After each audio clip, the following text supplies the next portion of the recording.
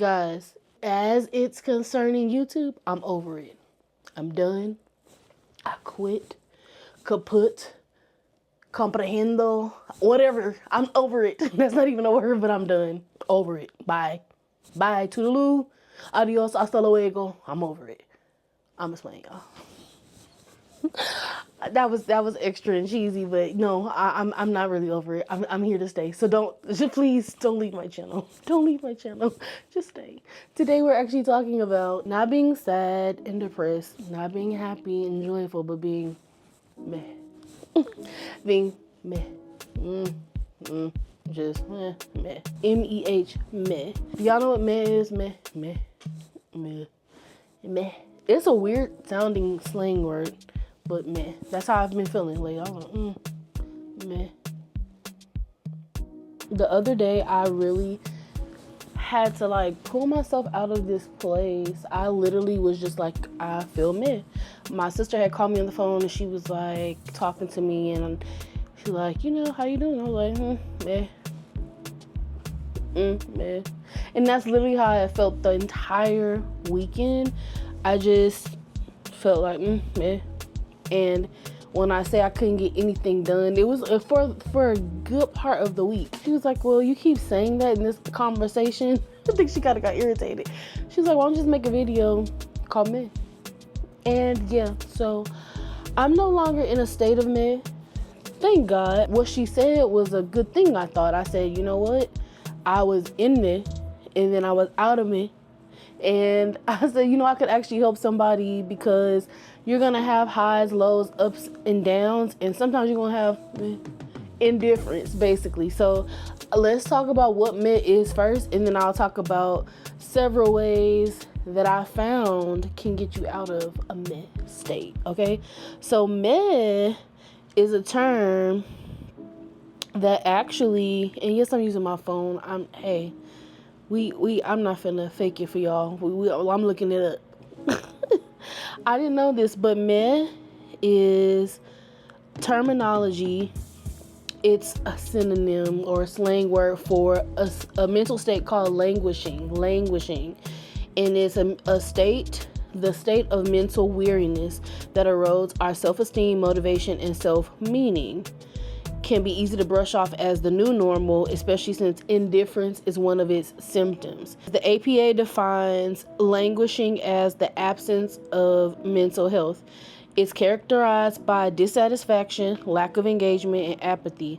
Ultimately, languishing isn't a health condition or clinical illness like anxiety or depression. Instead, it's a state some of us can find ourselves stuck in. It's you don't care, almost like, and that's how I felt. I literally, I think for the latter part of this year, I've been going strong, doing a lot and trying to really tap in on, sorry, I'm trying to fix my phone. Really tap in on trying to get some goals completed, make it to the finish line of 2024 and really meet my goals. I have a lot of irons in the fire. But this past week, when I say I felt like, I don't care, I didn't want to talk to nobody, but I wasn't sad. Baby, I've been depressed before. Wasn't depressed, wasn't sad, wasn't happy. I was just,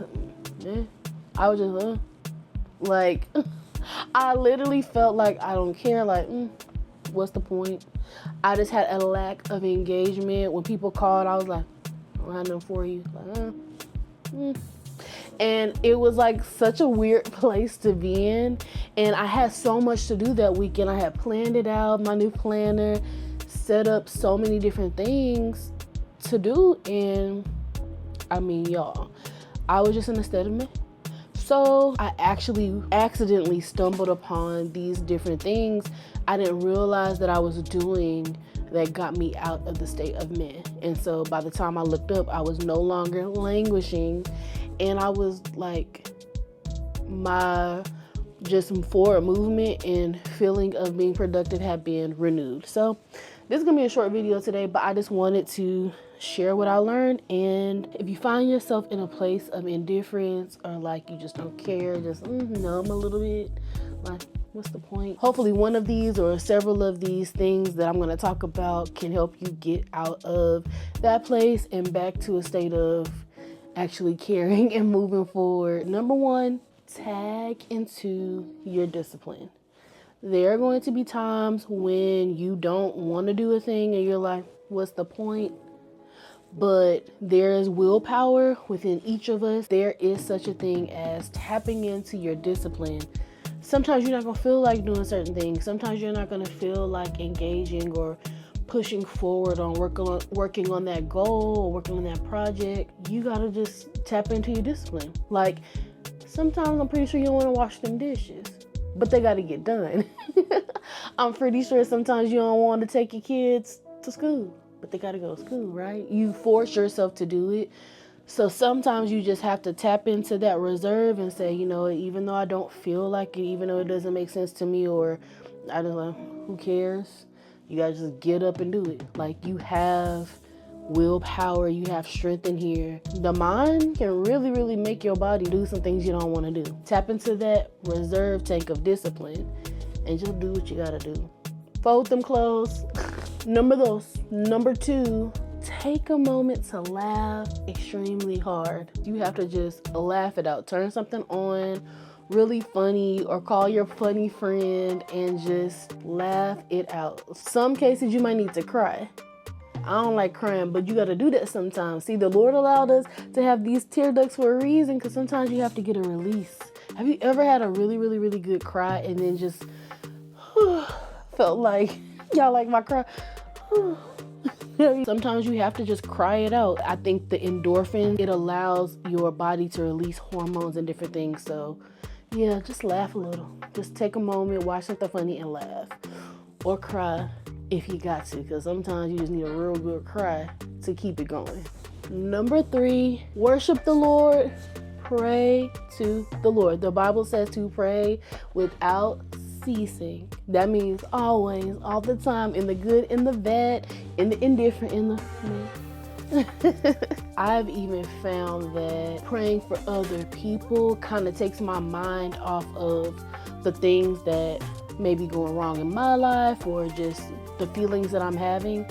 So just take a moment, say a prayer, talk to the Lord, turn on some worship music, sing to the Lord if you can sing or not, whether you in the key of shower or not.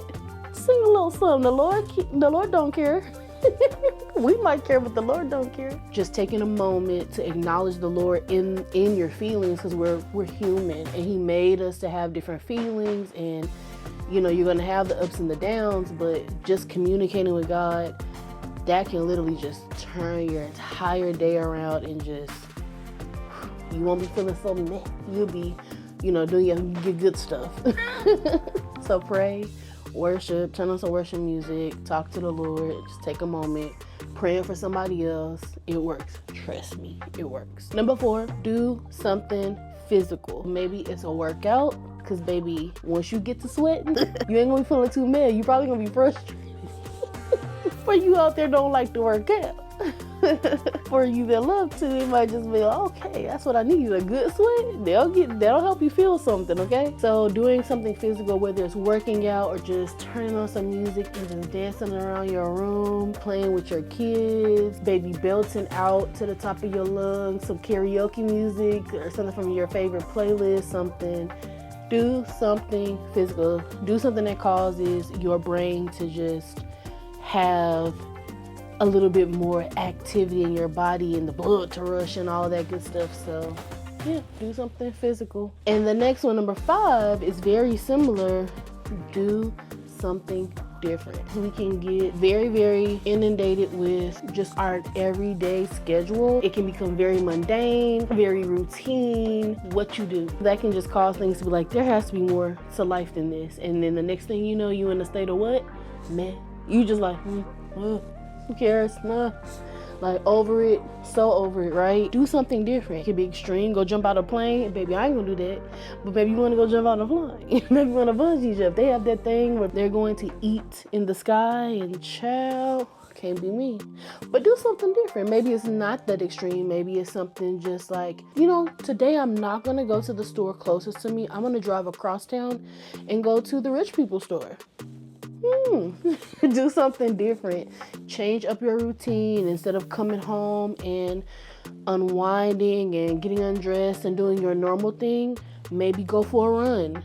Or maybe instead of sitting in front of the couch, go sit in the office. I don't know. Just do something different to shake things up, and maybe that'll turn your day around. Numero 6. Number 6, write things out. I literally could not really express how I felt. All I could keep saying was, I really could not explain how I felt. I just knew that I wasn't feeling it, but I really didn't know what I was feeling. And so something that really helps with that is journaling or writing out your feelings. Sometimes you can't verbally express what is on the inside, but sometimes writing things out. If you can't necessarily write out, journal, write a letter to yourself or write a letter to somebody else that you'll never give to them, but you're just, girl, today I'm feeling, or hey dad, blah, blah, blah, blah, blah, this is how I'm feeling.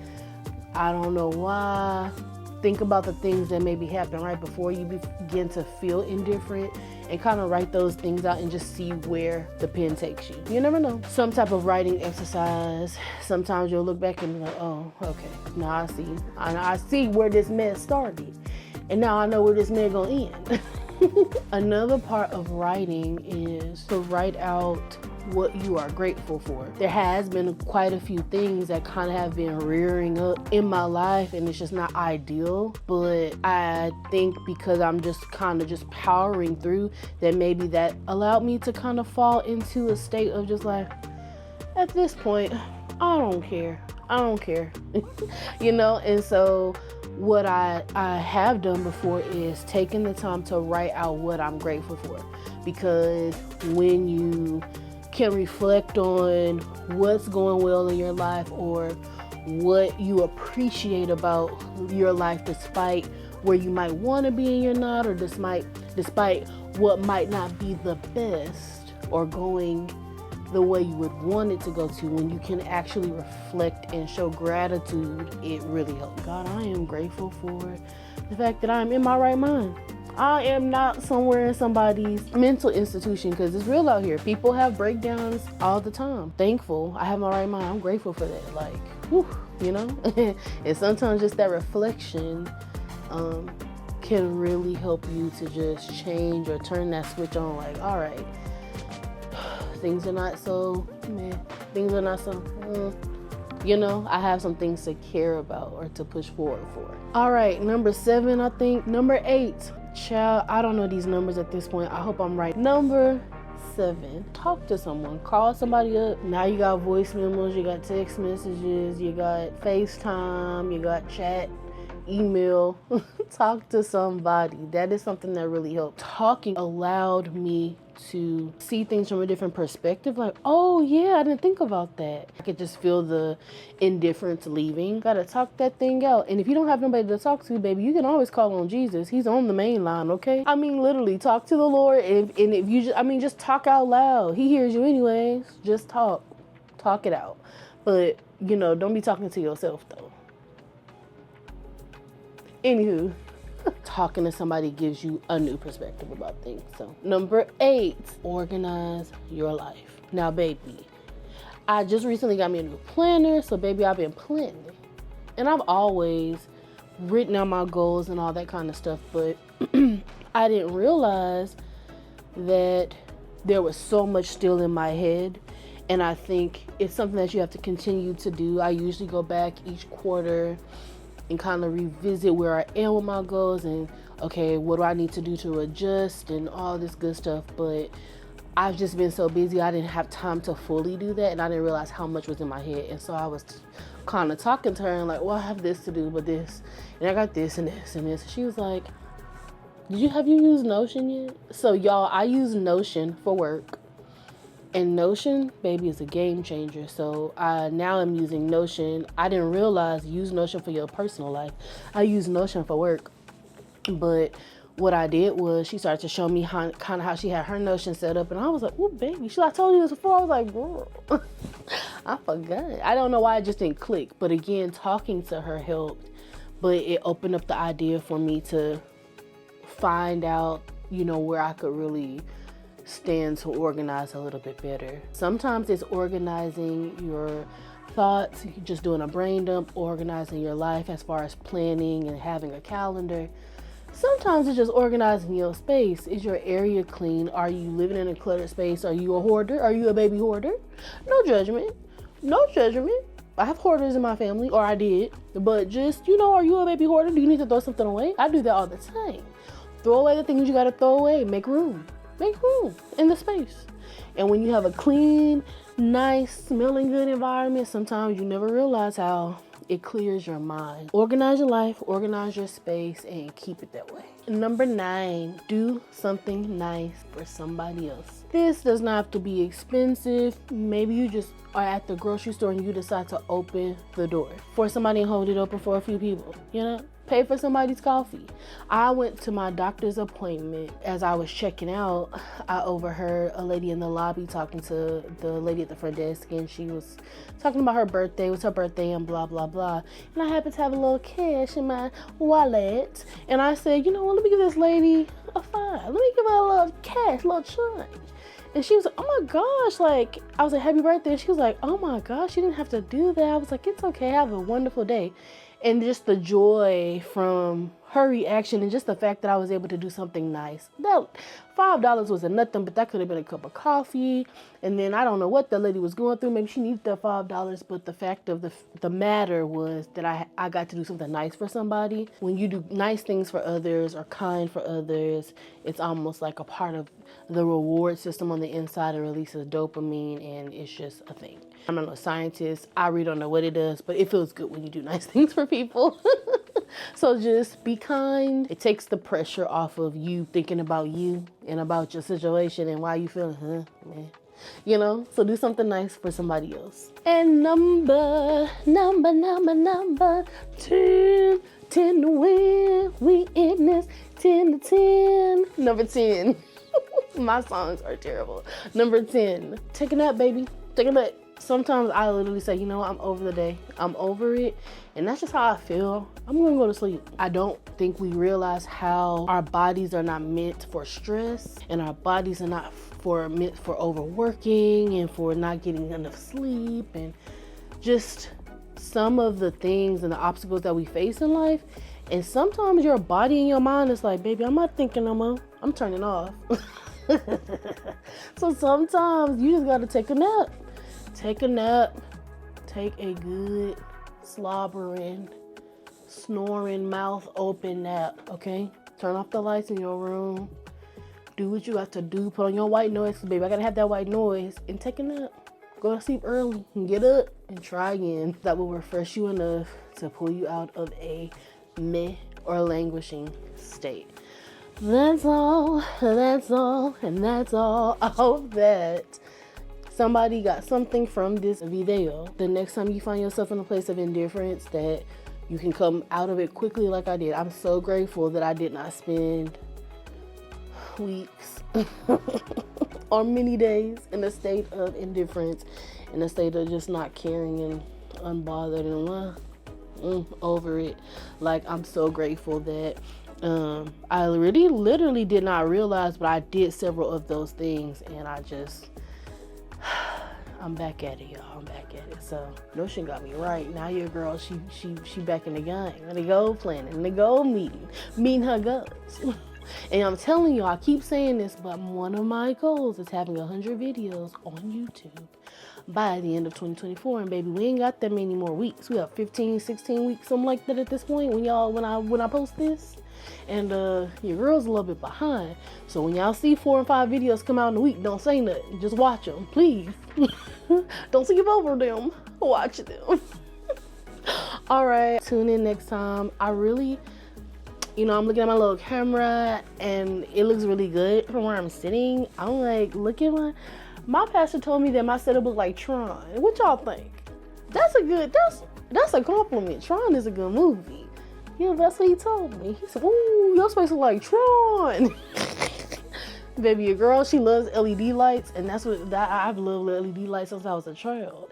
And I have some more that I'm gonna buy, so I'm just gonna be in my Tron looking space. So anywho, guys, I've held y'all for long enough. All right, I hope to see you all next time. Subscribe, like, look at another video, share, subscribe. I'll see y'all later. Bye.